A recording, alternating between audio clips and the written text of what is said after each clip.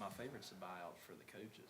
They go to fire a coach and then pay him, $10, $15 million because they don't want him there anymore.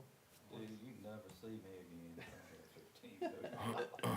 NFL contracts aren't guaranteed though, but like what usually is guaranteed is your upfront money, you get a signing bonus, and that's guaranteed. But, they can cut you, if you're not performing. But there's also different clauses saying if you get cut, then you're owed this much. We're waiting for Turner Para. You wanna wait on him? If, just give me 1 minute here, that would be fantastic. Did you play ball? Where'd you play at?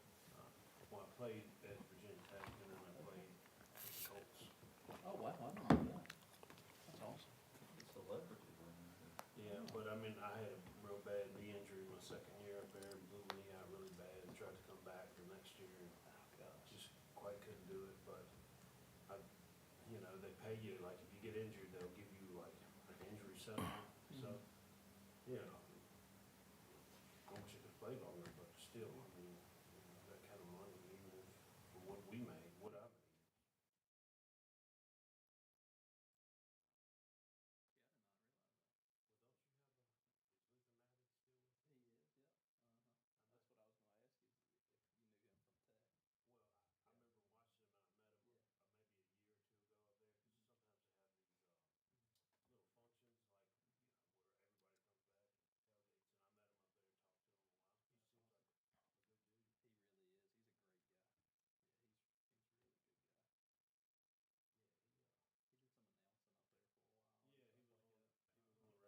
Yeah. Did he marry a girl from around here? He did, yeah. She's in Forest. They live out in Amherst now. They got 2 kids, 2 little girls. Yeah. Yeah, he's from Florida, and I think, well, he's probably Haitian background. He is, yeah. But he seemed like a pretty nice fellow. He is. He's a super guy. He was a good player.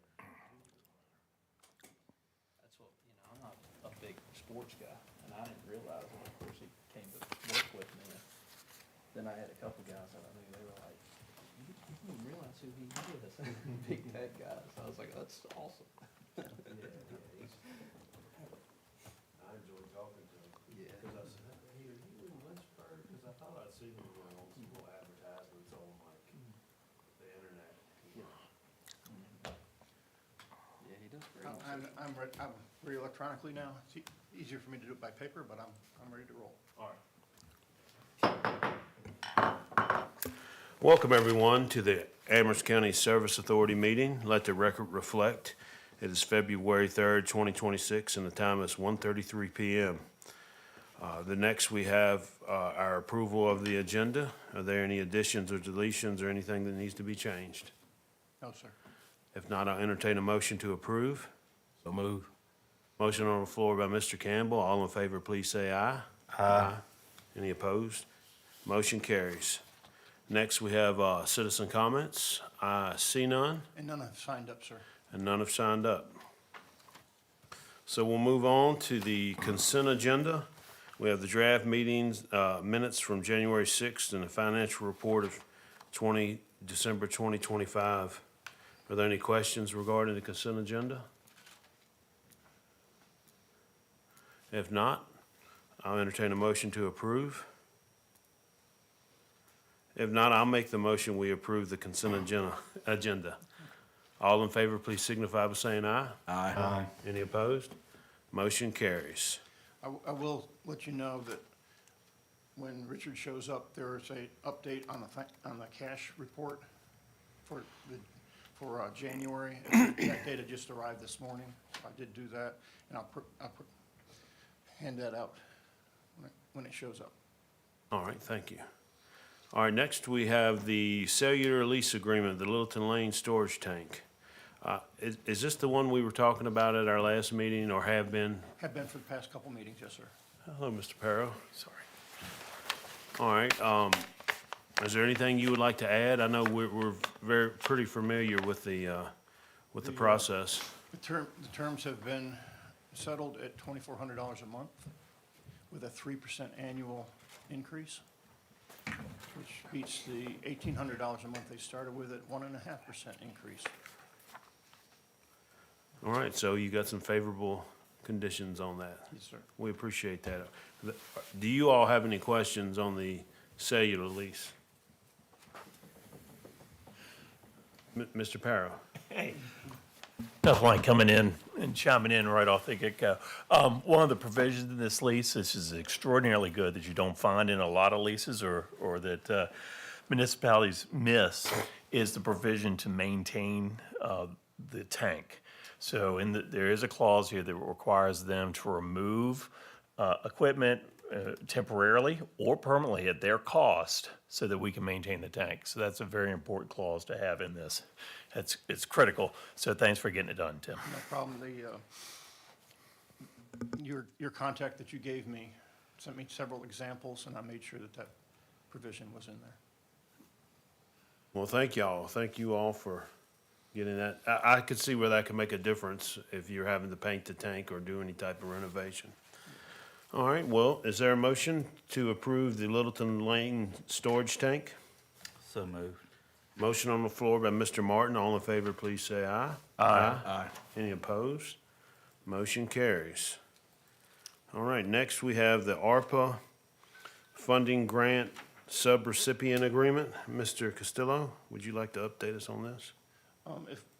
If we could just rearrange C and B till my hand notes come in, I would appreciate that. If not, All right, I will do it. all right, we will come back to that one. We will go ahead and move on to the bid award authorization of the Berkshire Sanitary Sewer Extension. Mr. Castillo, this is involving the Habitat for Humanity properties, is that correct? That is correct. We came up with an alternate route to serve those properties, as well as others on that street that do not have sewer service available to them. We did design bids. We have the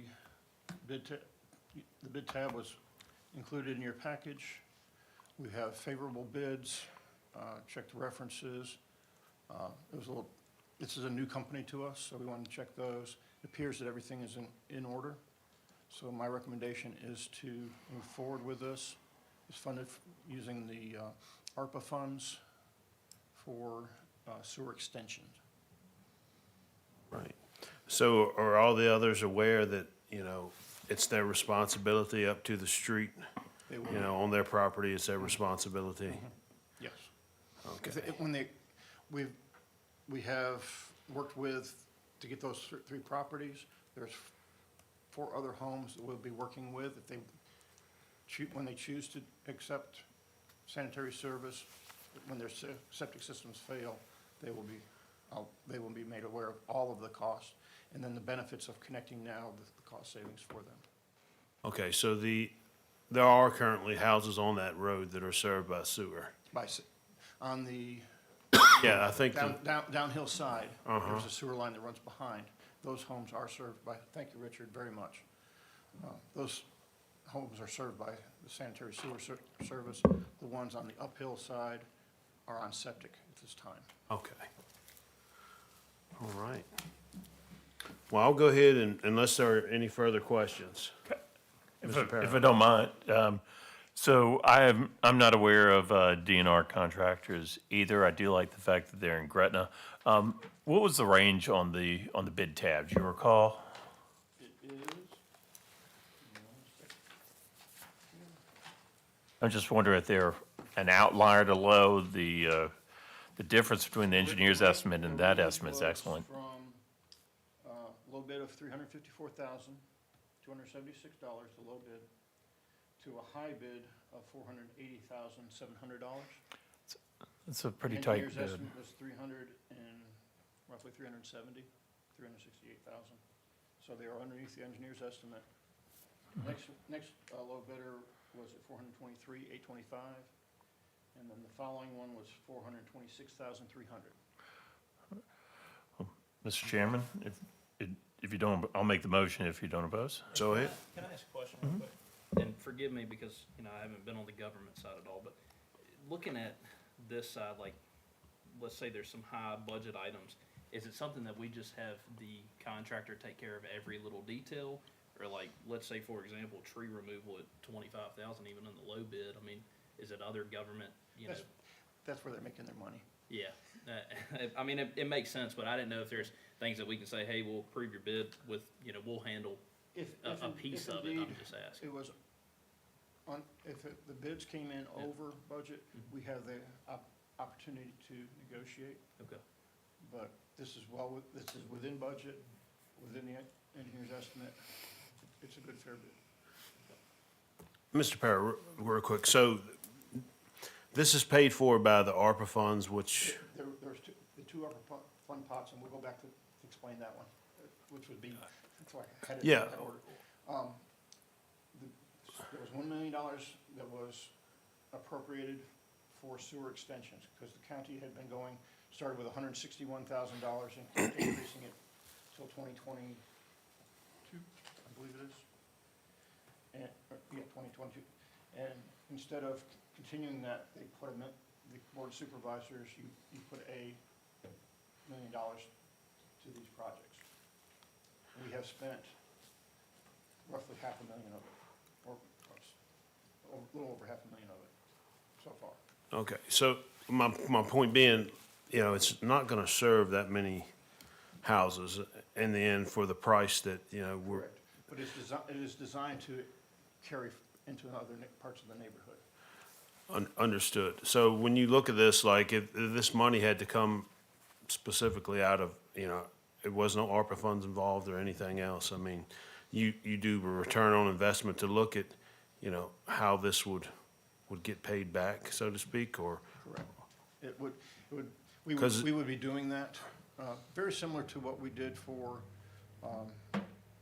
the water line project. We looked at what the costs were of it, what the connection fees we would be receiving, and make sure that we would have at least a 50% upfront cost for our policies.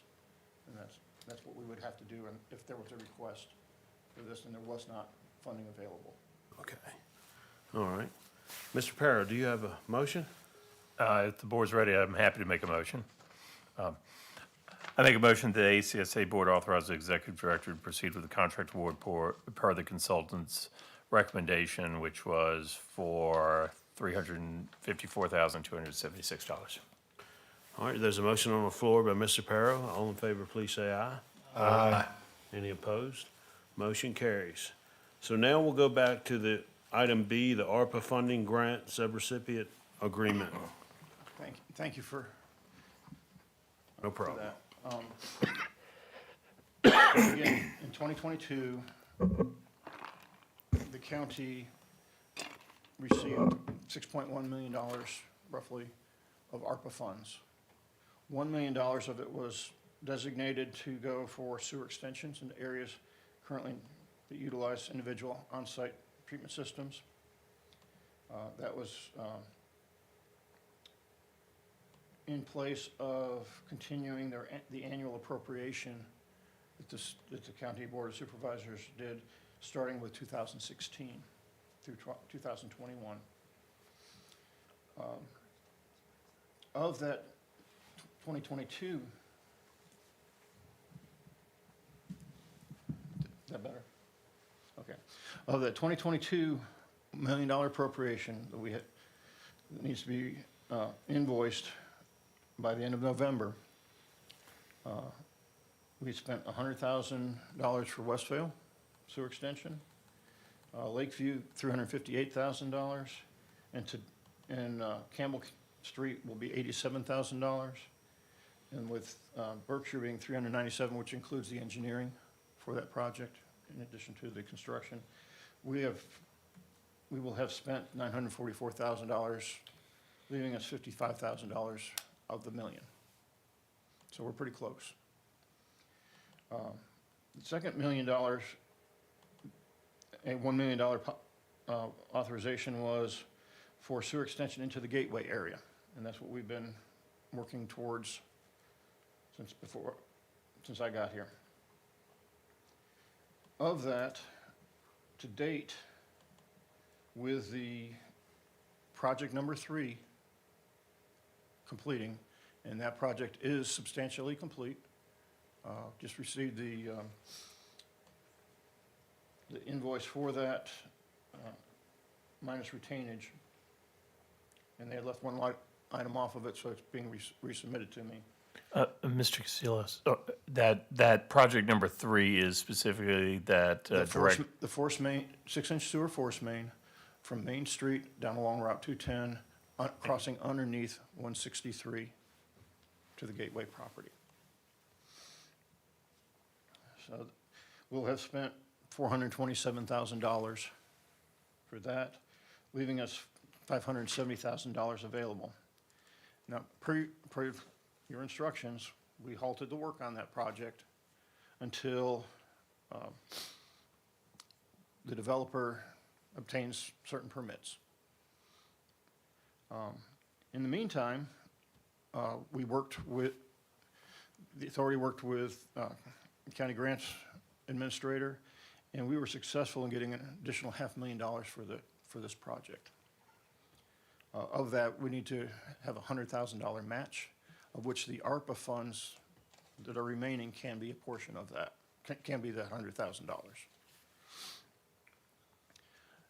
The way I look at it, there are options to meet our agreement with the supervisors, because we did enter into a memorandum of understanding with the supervisors to meet our obligations to spend the money back in August of '24.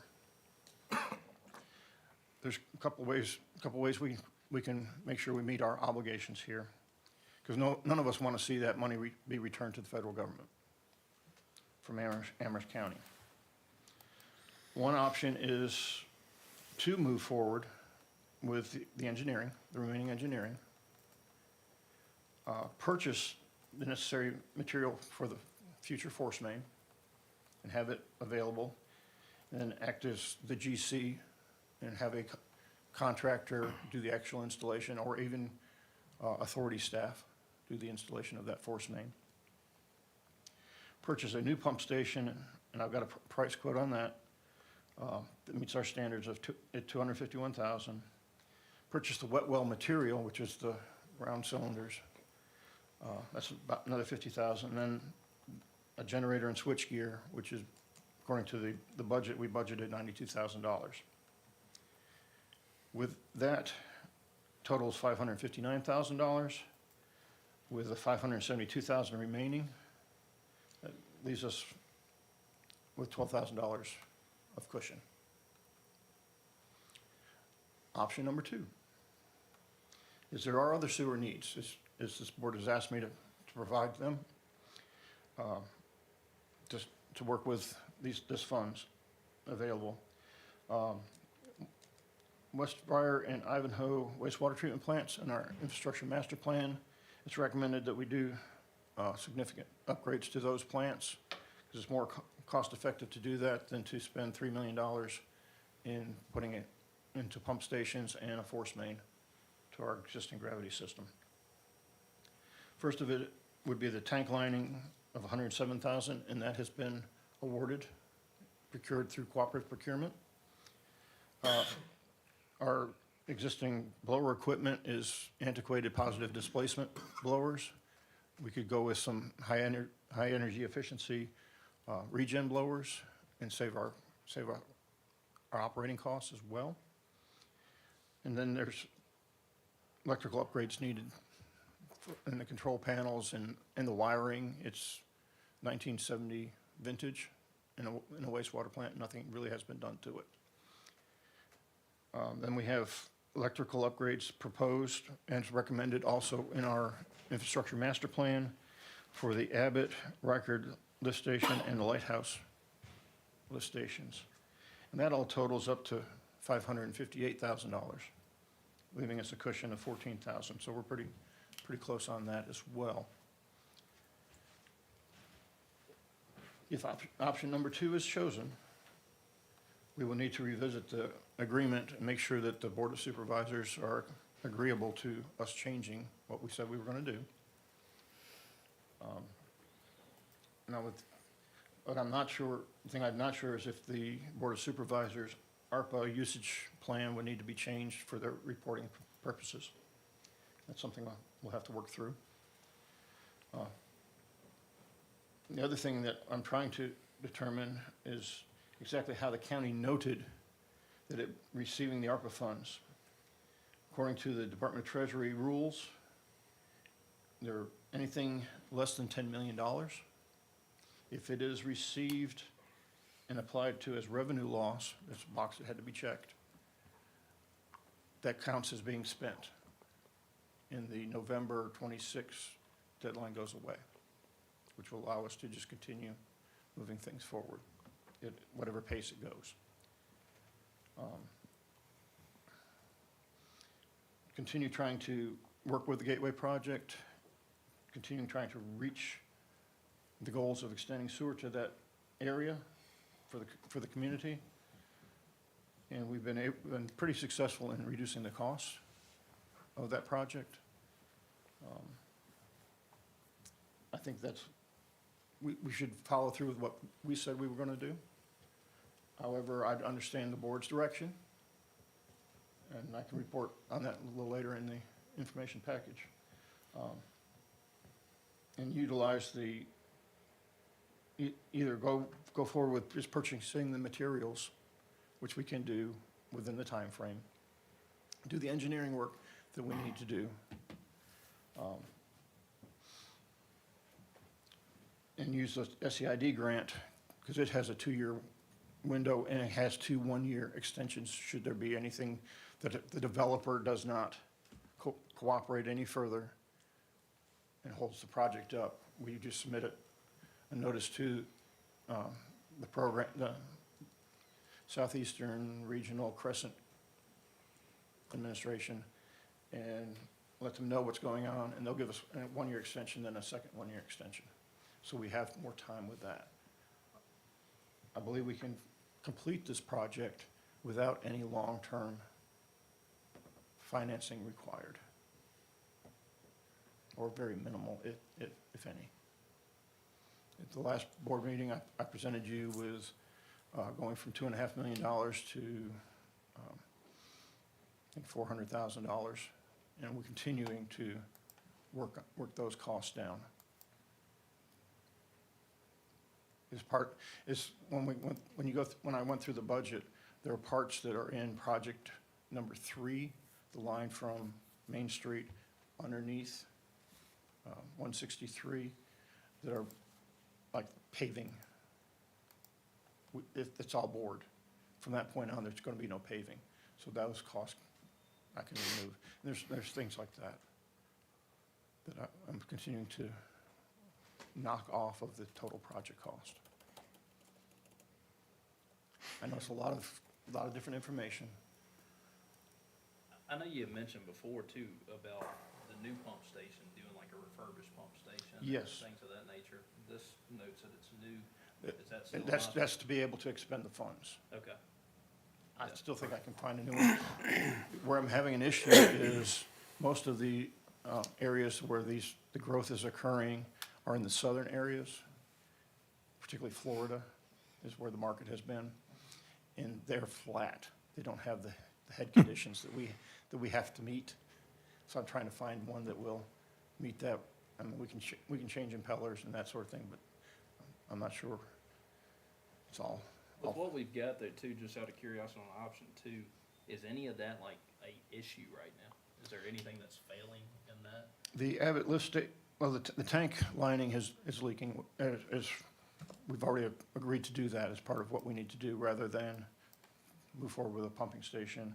The blower equipment runs. It is antiquated and it is costly to operate and maintain. The electrical, it's old and it can fail anytime. And we Band-Aid it together. It has been Band-Aided together. It has been Band-Aided together. It has been Band-Aided together. So we're trying to bring the things up to a good new standard. I guess one of the big crux of this is, the financing that was taken out. Yes, sir. That we're currently, the board is paying the interest on, or the principal, I don't know. I mean, On the 2.5. the interest, so even if you go and you buy the equipment and you do all of this, there's no generation of revenue to cover that. The there's two issues here. One is the, I know you gotta spend I the don't funds. I don't have to generate revenue to cover a grant. I understand Okay. that, but So if you would, we'll just go to my informational report under the master planning, where we have begun working through our the 2023A and 23B. We are, yes, better be here.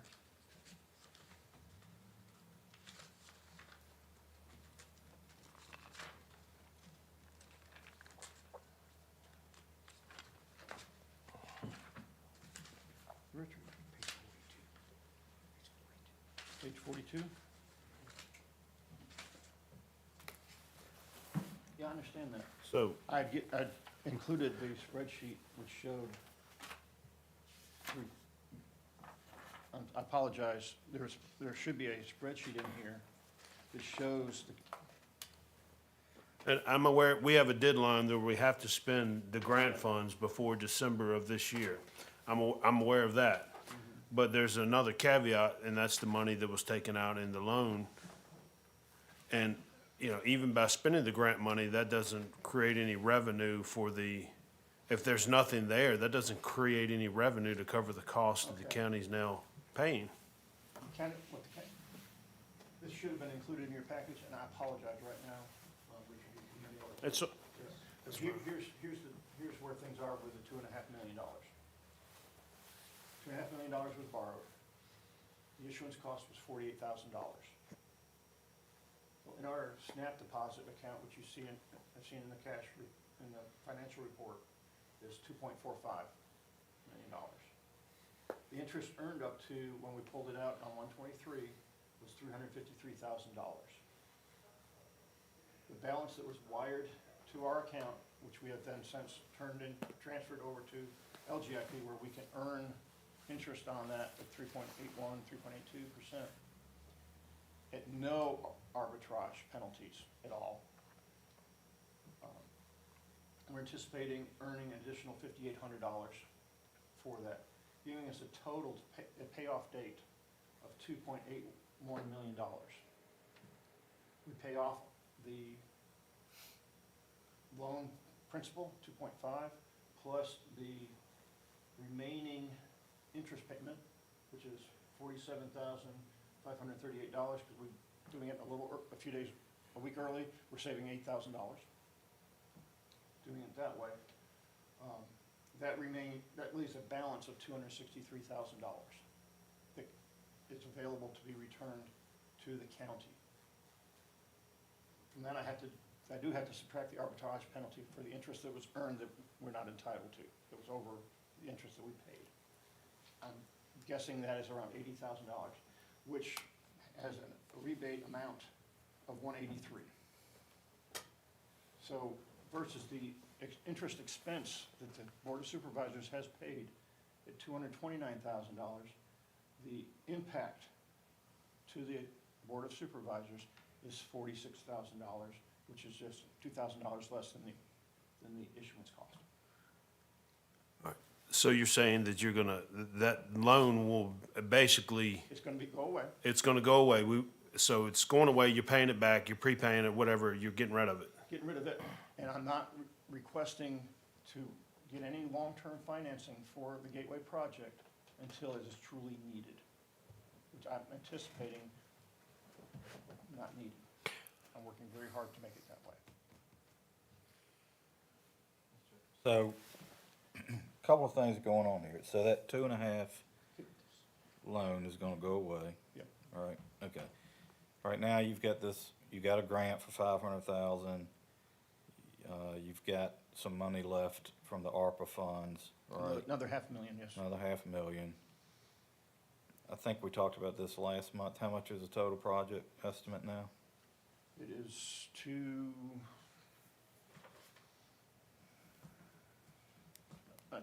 So at some point, you're going, 1.8, 1.6 to 1.8, somewhere in that, is what my memory is. okay. So we may or may not have to borrow money to finish it. All right, okay. So here's my thing. All right, so December, I mean, the way I hear you saying is, okay, Service Authority, by December, we have to spend this money or give it back, right? And then to caveat that, there's a couple of things in here. One, you say, well, but it depends on how the county classified it when they got the money, because if it was under 10 million and it was used to offset revenue loss, that December timeframe goes away, right? That's correct. And I- Okay, that's fine. And Tracy has been looking for that, and amongst everything. else he's Understood, but, okay, and then, number two, you reference the kind of understanding between the county and the Service Authority about before we'd start spending more money on the project, right? I think you referenced a grading permit, which I remember it being building permit, so I would prefer to see that agreement, which we don't have in front of us Correct. today. And I saw somewhere where you put a grading plan in here for some test pits. That's not, that in no way, in my mind, would satisfy the requirement of what the board was looking for. So personally, I don't think we have the information to make any decision. I think we need to know about whether we do or do not have to pay it back. And two, we need to see that agreement. So I don't plan on voting for this today. So that's just where I stand. Mr. Parrow? Thanks for sharing that information about the loan and where that stands. I just want to make sure I understand correctly. If we pursue option one, then that'll basically take the place of the money that we would need for the loan. If we went for option two, then we'd still have to use some loan money or other sources to complete what we said for this initial phase of the Gateway project. Correct. Okay, so my concerns with option one are very similar to what Mr. Martin brought up. And I don't like, generally speaking, prepaying or purchasing material in advance of it being installed because of warranty concerns, because of degradation concerns sometimes, and just being able to find the time to get it done. I am interested in option two, and I thought you raised some good questions there. How does the improvements that you're suggesting in option two, how does those compare with the master plan? They are all in the master plan. So they're all identified needs. Yes.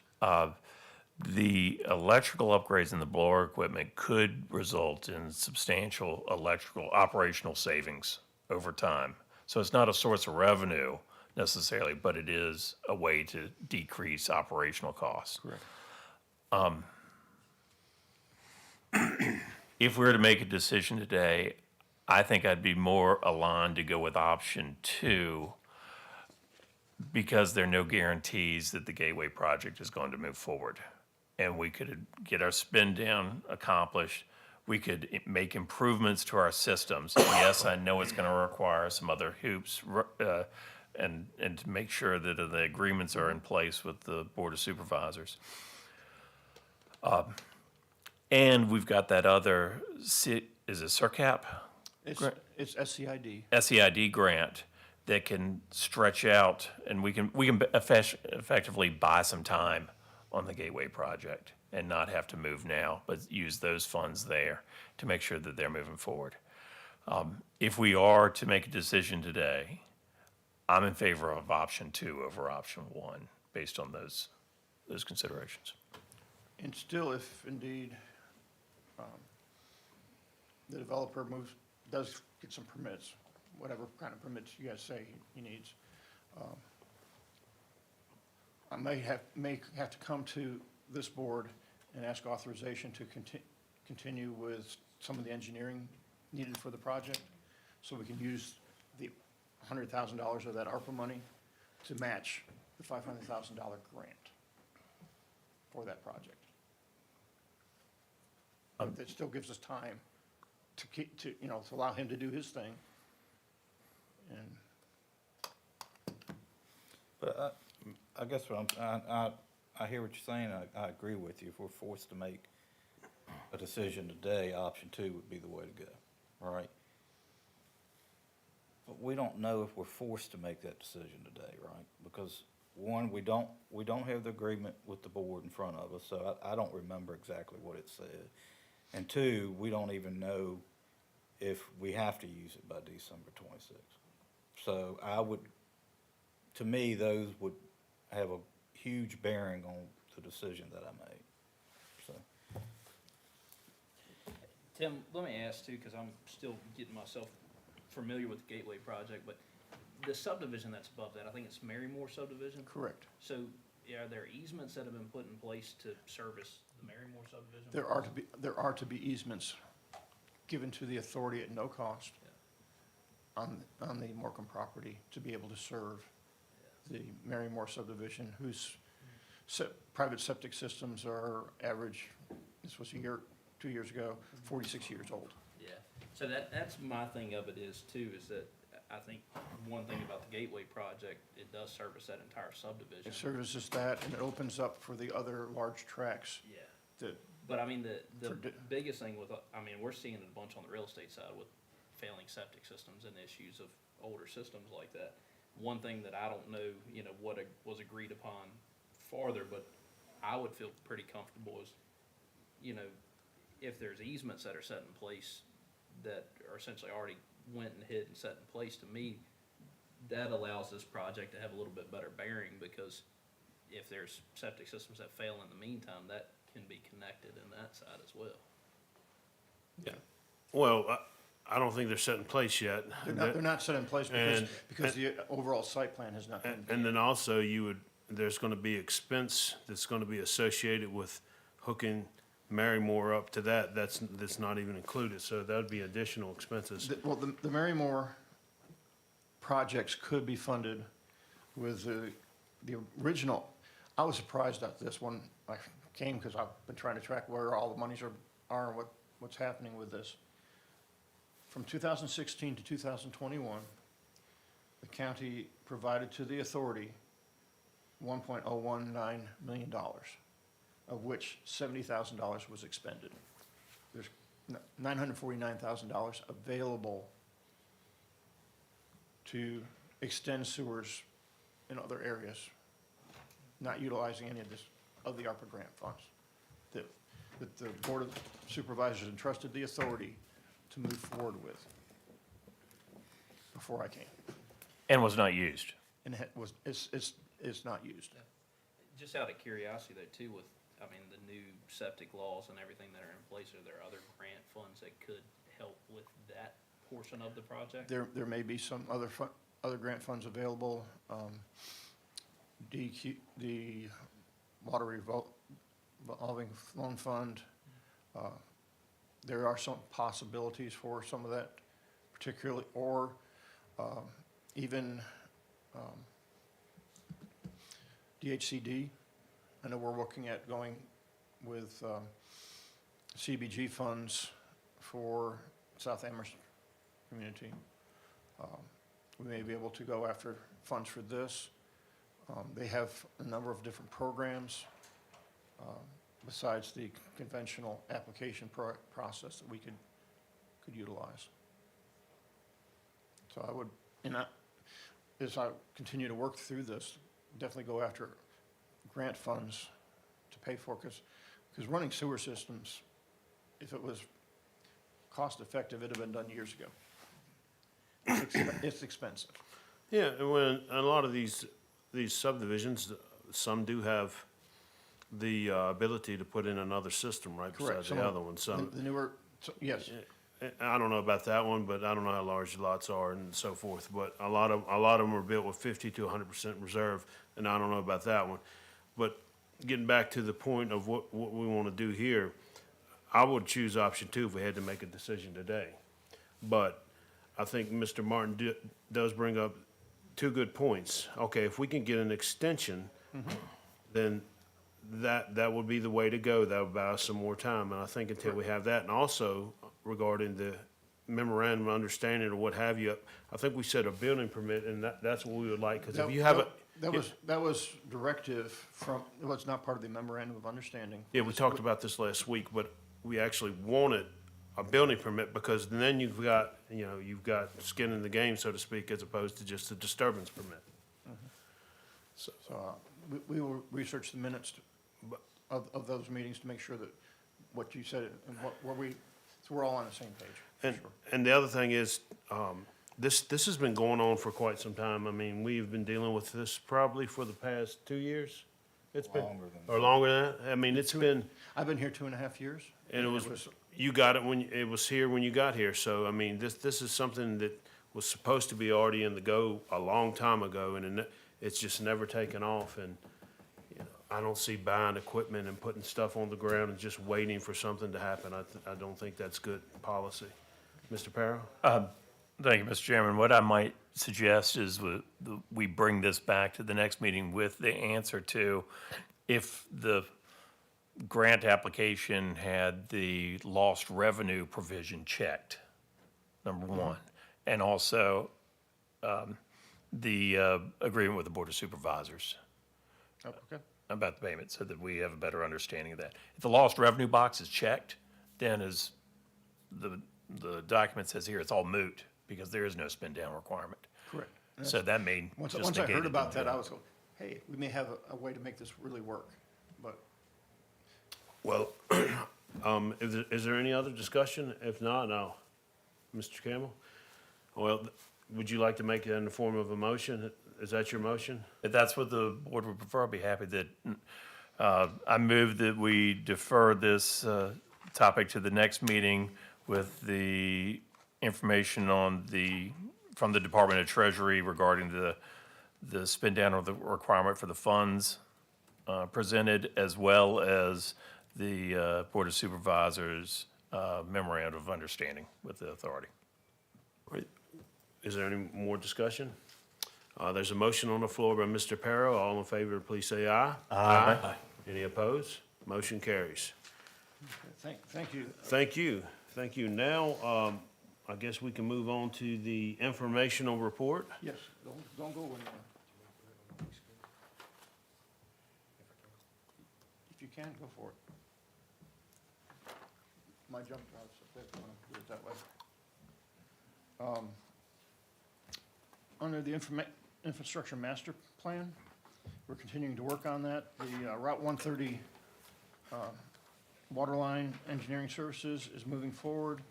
Anticipate having some first round of plans to review this month and hopefully get it out to bid shortly thereafter. We move forward with that project. Water plant staff continues to move forward with the list of items they have. One is completely completed. The second, they have received the check valve needed they were going to try to repair a check valve. It didn't work. So it was delivered 2 weeks ago, so we're waiting for a little warmer weather to go play in the water to take care of that problem. The high service finish pump has a check valve also that needs some service, and the parts for that have been received, and we're just getting that on the schedule. So we're continuing to move forward with that. Continue to move forward with the FEMA grant for a generator for the Williams Creek sewer pumping station. We'll have a meeting actually at the end of this week to go over the budget for that. Costs actually are going down on that from what the original quote I was received for the generators. After another storm, it may go up. I don't know, but it's currently, that's where it is. That's through cooperative procurement using local government for that. Making progress, Michelle? What are you doing? I'm working on it. Okay. Sorry. Our water permit, Virginia water permit, that was actually postponed, was put on hold again, as as AEP has the generation equipment just upstream on the James River. They're going through their FERC permit renewal process, and part of that is they have to have their very own VWP. It's been grandfathered, So they're going through that, and they didn't mention us in their plan. So it put things on hold again. So, but it continues to move. We're now scheduled for middle of June to receive our final permit. I'm pleased to be able to report that the town of Amherst had a very favorable results for their draft permit. So that was good. Better heads prevailed on that one. Okay. I have a question, Mr. Chair. Yeah, go ahead. You got the wrong, okay. Pardon me, 1 second. Pull it up there.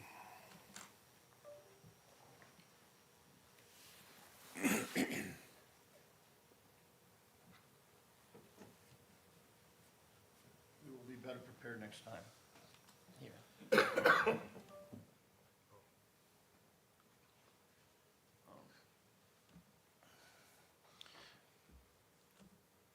Moving forward to the Gateway project, Can I ask a question? you should, may, On 3D, 3D. through all the conversations, we believe we will end up with a 3, I'm guessing that's million gallons a day, tiered permit, as well as the ability to withdraw water from the James River in emergency need. That has not changed that I've been made aware of. That's cool. Do we have infrastructure in place to withdraw from James River? We have a pipeline from the James River to the reservoir that was put in place in 2002. But no pump? A temporary pump would be acquired and a temporary line to go into the river, which is what happened the first time. I was going back to, do y'all remember the discussion we had about having to do that project and Oh, yes. found out we didn't have to do that project? So you're telling me if we needed to get water out of the James River on a temporary basis, we could do that? That is my understanding, until I Okay. see it in writing, but that's what I've been told. I got you. Thank you. But yeah, But having access to it and needing it are two different things, because we had the capacity in the reservoirs. yes. I got you. Yeah. Yeah, if you were, for the new board members, the existing permit, in order to be able to utilize the James River, our reservoirs had to be at certain low levels, and it changed month by month by month. The authority did their spillway improvement project, dropped the level 24 inches on purpose, and then went through 2 years of data through summer times and all of that. And through that entire period, it never got to the point where we'd have been authorized to utilize that permanent raw water pumping station, which is why We didn't spend the money to we do didn't spend the money. Gotcha. So have we ever had to pull it out of the James River? In 2002, there was the perfect non-storm. There was a drought of record. The authority was in the process of upgrading the dam and had pulled the pool level down significantly so that it got to be an emergency. Through emergency contract and permission from DEQ, put a temporary diesel-powered pump down by the river, a temporary suction line into the river, and put a permanent 8-inch ductile iron line in to serve to the headwaters of the reservoir and bring water into the reservoir so that then it could go into the water treatment plant. So essentially it funnels into the reservoir and then to the treatment plant. Yes. Okay, sounds good. Love our beautiful James River, but, you know, the water quality is probably not the best. The water quality is significantly different. So that is what happened at that time frame, and it has not happened since that time through all the records that I had gone through. Through 15 years worth of data. Never got that low.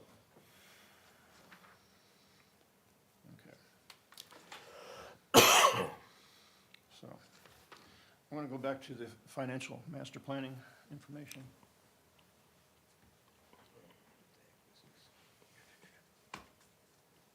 You did put this on here, right?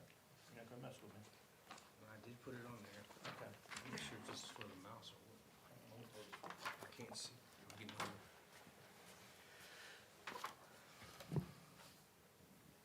I do apologize to you guys, a lot of this is my errors, it's not Tim's. He was better prepared than I was.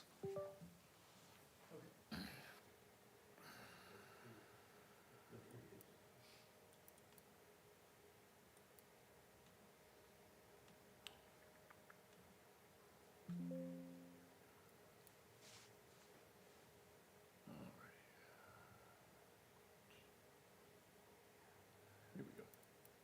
This is the information, and this information has been emailed to everybody. This is the information I was quoting to you regarding the 2023 B, which is the county. And here are the numbers. Showing where to date, the county has paid $229,000 and $229,402.78 of interest. Through it all, there will be, if the liability is approximately $80,000, there will be $183,018.49 that will be returned to the County Board of Supervisors, because that's the right thing to do. It's currently sitting in the authority's LGIP fund, but it is the right thing to do to return it. So the net impact is $46,000 versus the $48,000 of issuance cost. We will go to, this is for the authority now. The authority borrowed $7.5 million. Authority borrowed $7.5 million.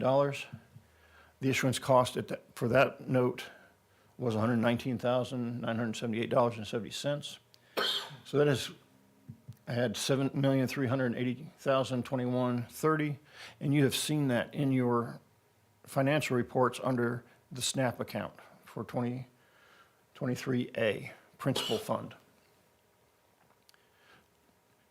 Till we closed it out on January 23rd of '26, it had earned 1.13733261 of interest, giving us a total of $8.5 million.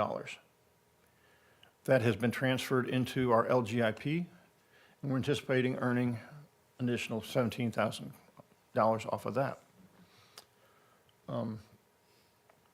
So with that, we will have $8,535,088.67 to do the payoff. The payoff balance is 7.6, and that includes the last of the interest that is due at closing, or at the end of March 1st. The reason we did it on 2023, on the 23rd, or I'm sorry, the 23rd of January, we pulled those funds, is because Bingham is the company that is utilized by the arbitrage program to generate the arbitrage liability. And this way, they had a clean January 31st statement to do their calculations. So we will have that information, because we are required to pay that arbitrage off within 60 days of actual final closing, which would be February 23rd. And we will do it as soon as we can get the information so we can check that box to the IRS. That's, the arbitrage guess is $300,000.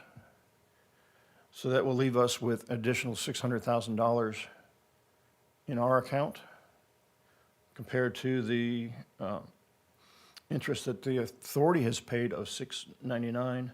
Our net impact is $99,161 compared to the original issuance cost of $119,000. So that's where everything lies.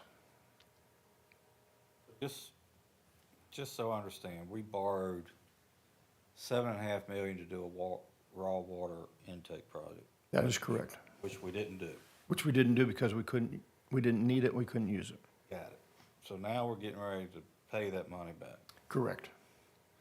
So when it's all said and done, it cost us $99,000 to borrow $7.5 million that we didn't need. Correct. And you'll see on the first tab of the spreadsheet that was sent to you, this is all a combined. I wanted to show it to you as separate for that purpose. Tim, when was this done? When was? The $7.5 million borrowed? It was borrowed in March of '23.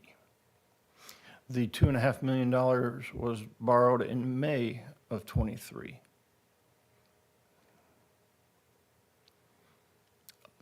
I joined in June. Yes, we know. So, anyways, this is where things are with this. So we'd be debt-free after these two, in theory. We will have these debts off of us. But there's no other debts to the authority, Yes, there is. There no are, other bond grants that are out there. Is that what it is? there was one refinance through VRA. There is a bond, 2020C bond issue through VRA that funded the impoundment spillway improvements. That was $2 million-ish.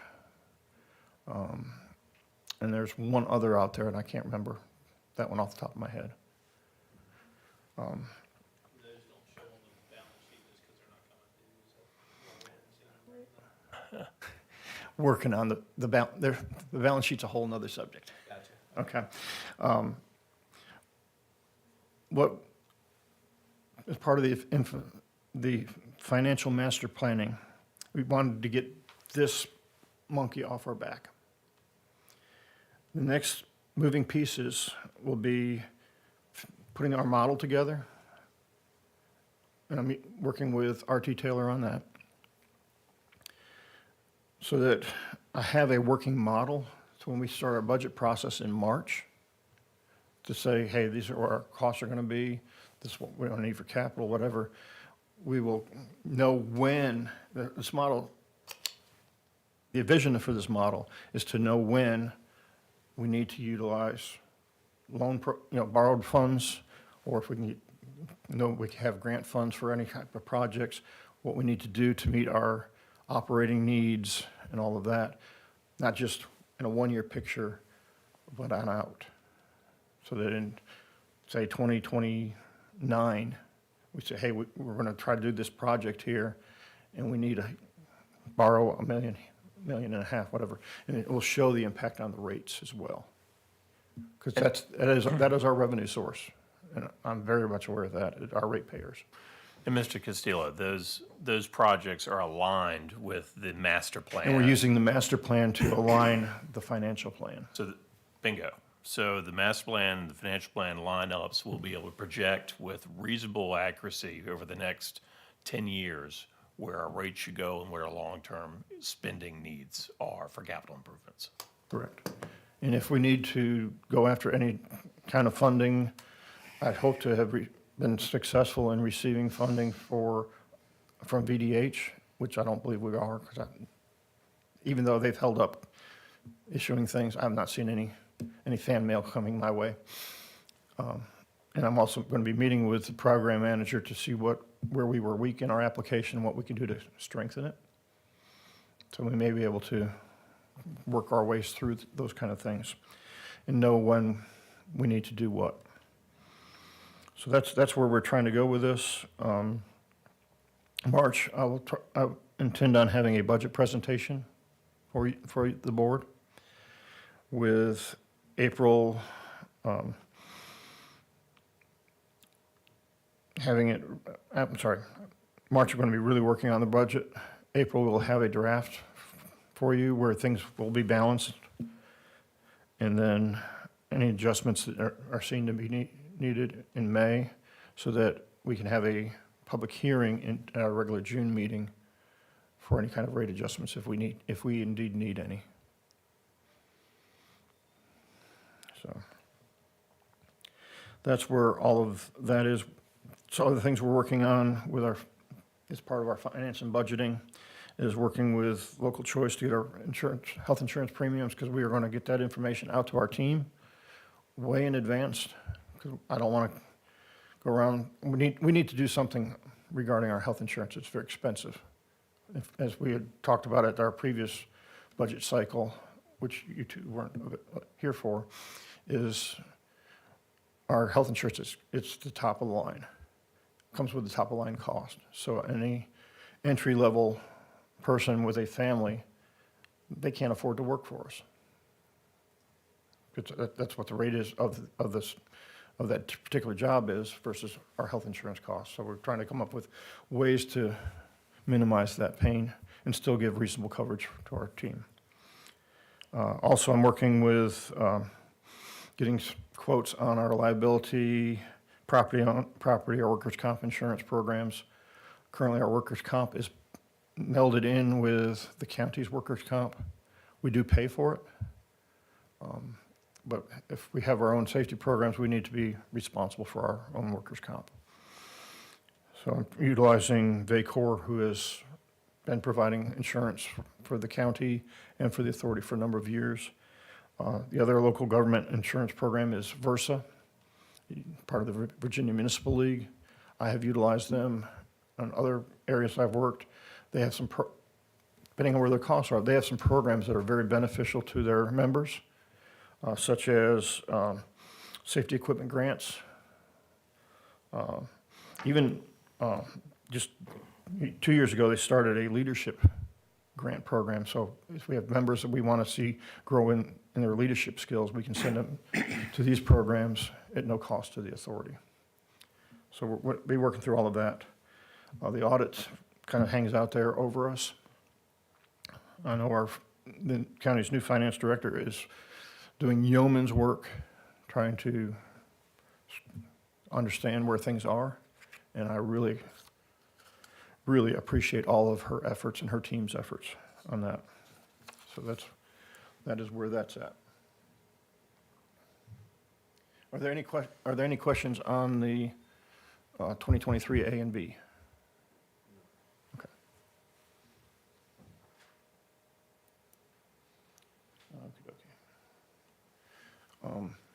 Let's see. Let me just grab my book and we'll go through some things.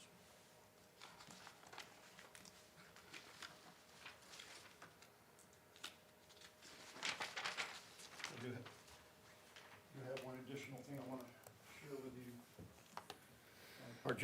Our James River stream bank stabilization project is moving extremely well. I've included a couple pictures of that.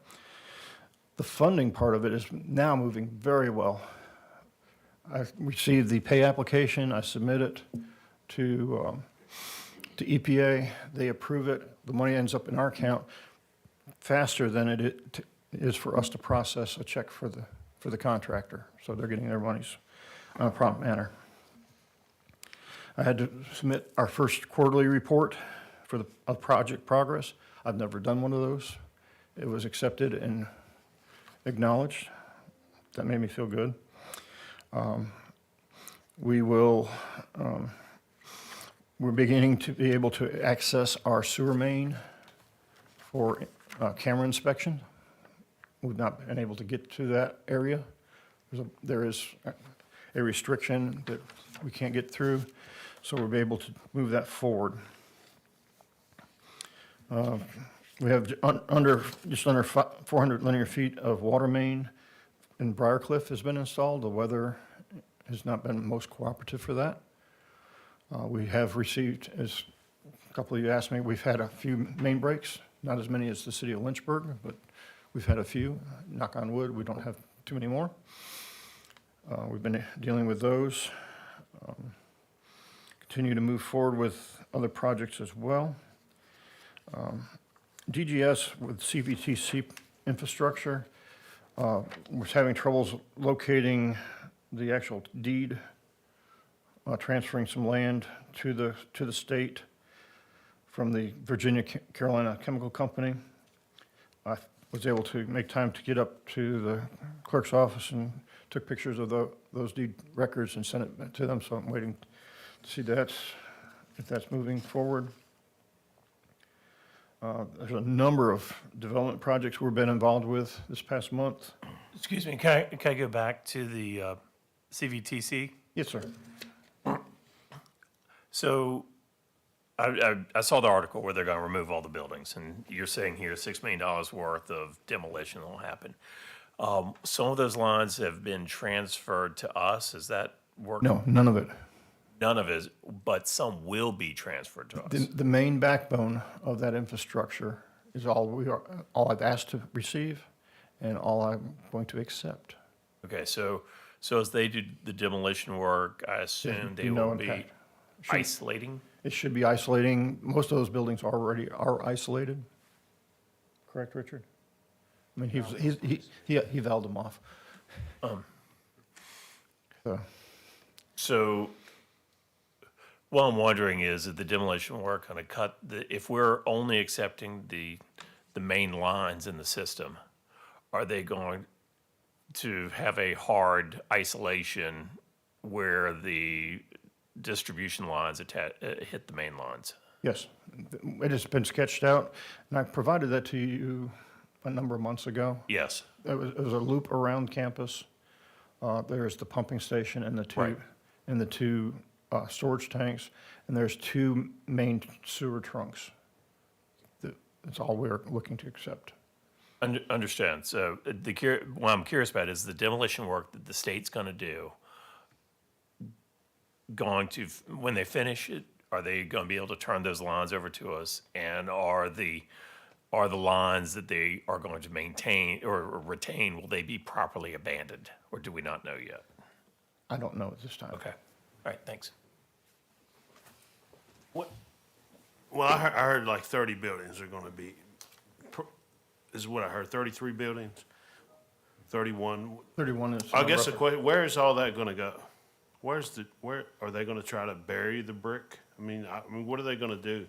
Is that going to, and that might be a question for Mr. Bryant later on at the board meeting, but I mean, that's, It's a significant amount of waste. yeah, I mean, I don't wanna go in an entire landfill. It may be. We actually don't know yet. All that's up for debate. Okay.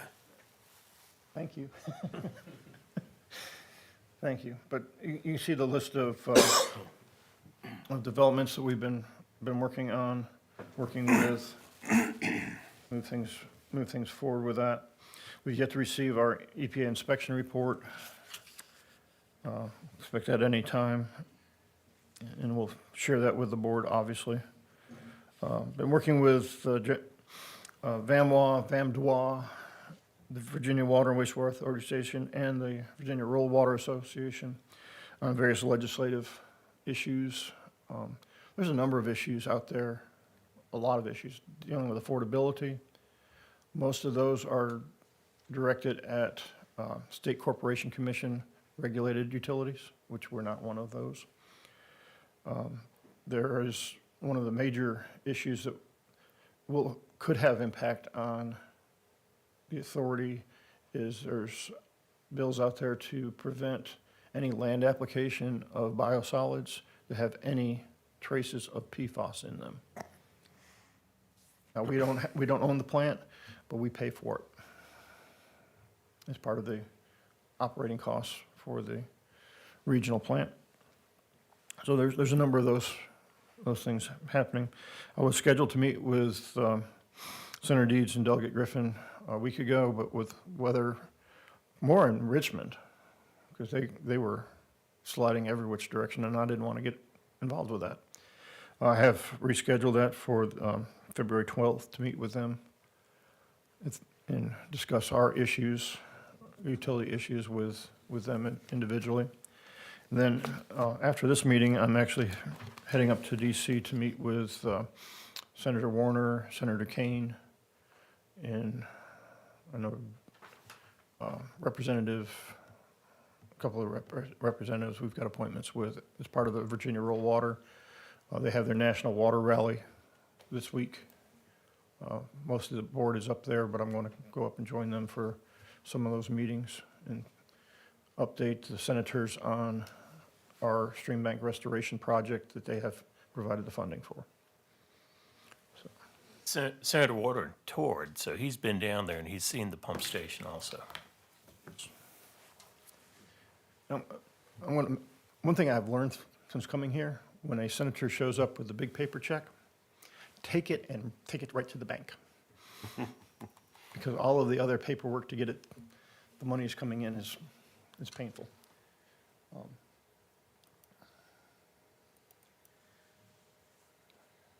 There we go. Okay. The last issue that I wanted to bring forward to you is dealing with our fire hydrant situations where we have water less than 500 gallons a minute that we need to look at, and where things really stand with that. We did go out, so this is the map that I had shared with you previously. Here's a list of hydrants according to our water model that are under 500 gallons a minute. None of the areas that we're looking at are on that list. What do you mean by that?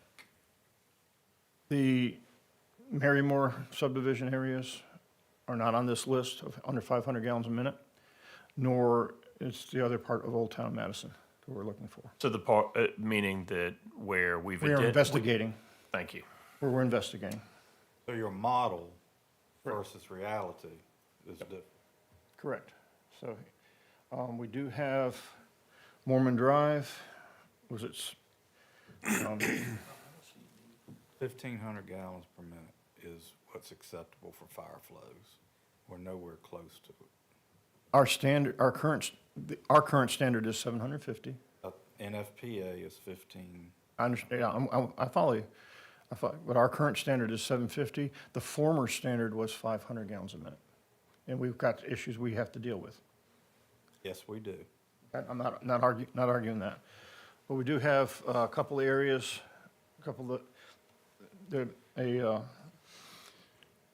hydrant on Ottaway Drive is, it's 740 gallons a minute. But we did go out and do some testing.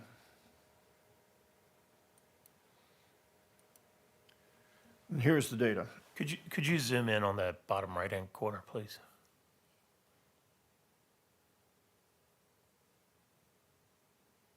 Thank you. Here's it again. There we go. We do have differences between our model and our actuals. We started on 163 at the hydrant in front of McDonald's, and it flowed at 840 gallons a minute. And it went on down through,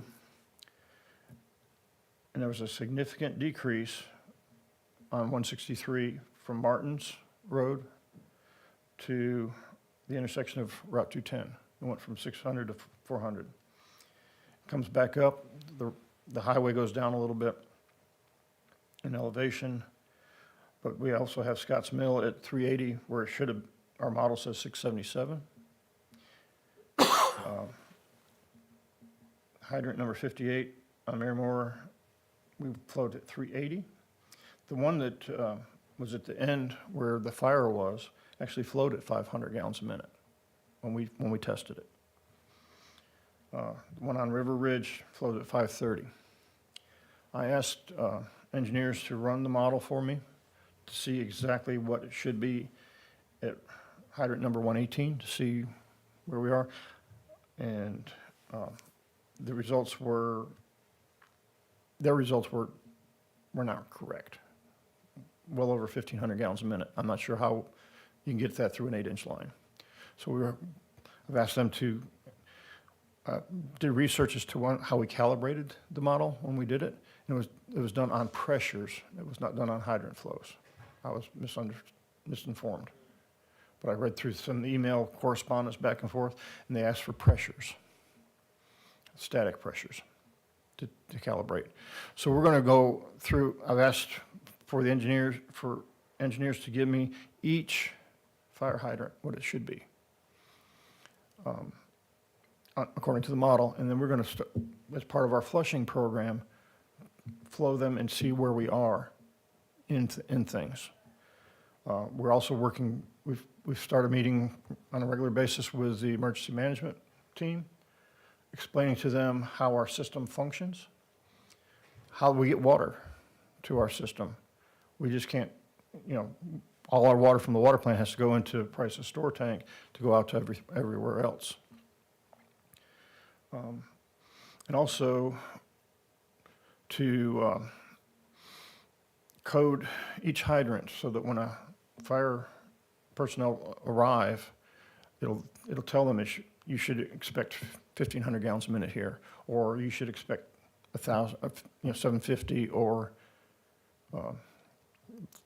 500 is the max you can expect. So they can plan and hook up their hookups accordingly.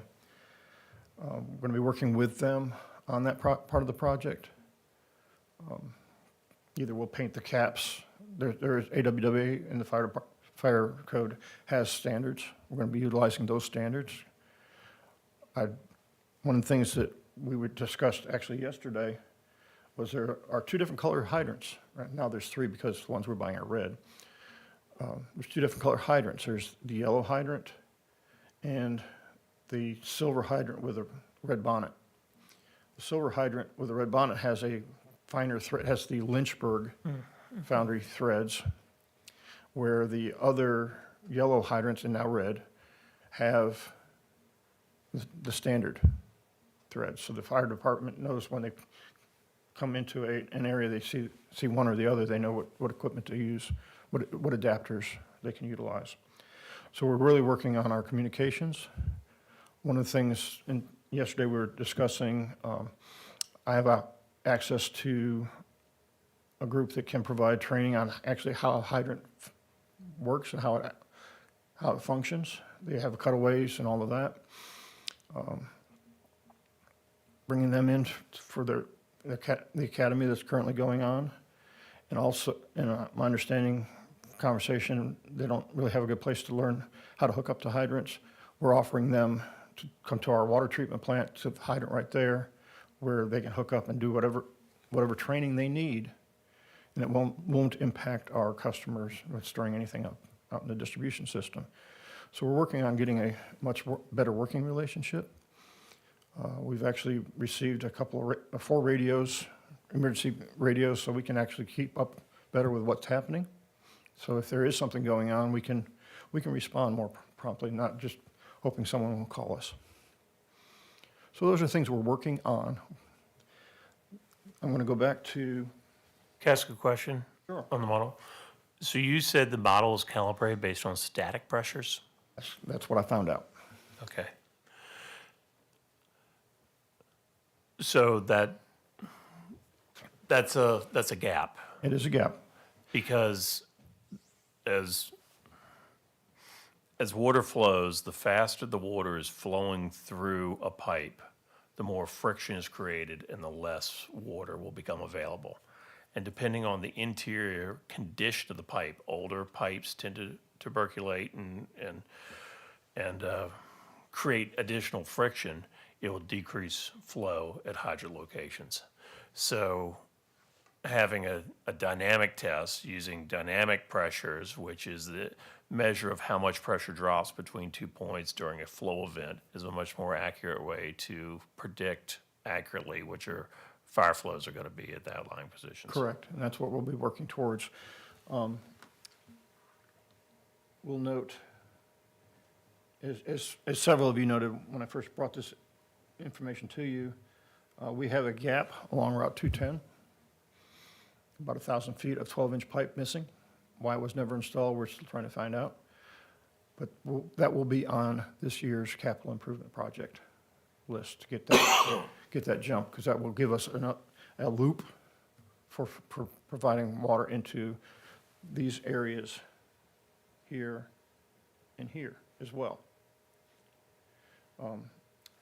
With the data, as I mentioned, we noted that from Martin's Road intersection to the Route 210 intersection, there was a significant drop. We're going to try to investigate whether that's the area of older pipe, whether there's extreme tuberculation in there causing us some of these restrictions. Possible. If it is, we can bring a company in to do some pigging and open the lines back up and get a capacity back. So these are things that we're all working on right now, trying to get much better fire protection to our community. Well, I certainly appreciate the work that you've done on this. It sounds like you all have been busy, and you have a plan of action to try to help alleviate the situation somewhat. Somewhat. You know, no, I mean, based upon what you have, I mean, it would be, who knows, to rectify everything in the whole system, it's just gonna have to be done over time when the funds are available. I mean, that's the basis of it. But thank you for what you've done, and Mr. Martin? So, a couple of things. One, I appreciate the information. I think we still need to look at the one down on Parish. Yes, the weather has not cooperated on that one. I understand that completely. I would request that you put a number 15 on your informational report so that we keep getting updates on. Yes, this. it will be. This was work in progress, and I didn't have it together enough to put it in there for you. And I started to let this go, but are you insinuating that the firefighters don't know how a hydrant works? No, Okay, because that's the way I took that. no. I actually teach that part in the academy. Great, And fantastic. we use a nice little working hydrant up there at the courthouse. But, Okay, and my point about all this, and I think you guys care, but when we go into a hydranted area, you expect there to be acceptable water flow, right? And you put people in a house and you're expecting to get a certain gallons per minute, and you don't get it, you're putting people's lives at stake. Okay? understood. So, serious business, right? Most definitely. So I'd like for us to continue to look at that. And my other point is okay, you talk about doing it over time. We're going out here and we're talking about putting $1.5 million, 2 million, whatever it is, into a speculative project, right, for the Gateway Sewer, which is all great. We need to take care of our infrastructure that we have and make Agreed. sure that it works. Agreed. I agree. So if we could add that to get continuous updates. It will be there going forward. But as I said, I was trying to get all the data together so it would make some sense. So, and that, I think that concludes my information report. Are there any other questions? No further questions. We appreciate all the information. We'll go ahead and go, any citizen comments? I see none. Mr. Perry, you have anything for the board? Nothing at this time, thank you. Mr. Campbell? Mr. Gillespie? No, sir. Mr. Martin? No. And I would just make the statement that I've always been an advocate of taking care of what we have before we go looking at doing major additions when we have an aging system. I've always been an advocate of that and will continue to be. And as Mr. Martin said, that is imperative, so. Correct. And I appreciate the board's perspective on that. And that's one reason we're working on the 130 water line project, because we just have the one single straw. If that goes, we are in serious trouble. So I'm trying to get that taken care of, and then we'll continue working our way through the projects, improving the pressures, improving the services that we can. Well, thank you. Thank you. All right. If there's nothing else, I will entertain a motion for adjournment. So move. Motion on the floor by Mr. Campbell. All in favor, say aye. Aye. Any opposed? Do you want to switch or you just want to sit there? I'm Turner Perry. Frank Campbell. Hey, Frank, congratulations on your election. Yeah. We met about 10 years ago, maybe. Maybe God, how do you remember that stuff? Must be. Oh, okay. Just, who's this that? Do you know whose that is?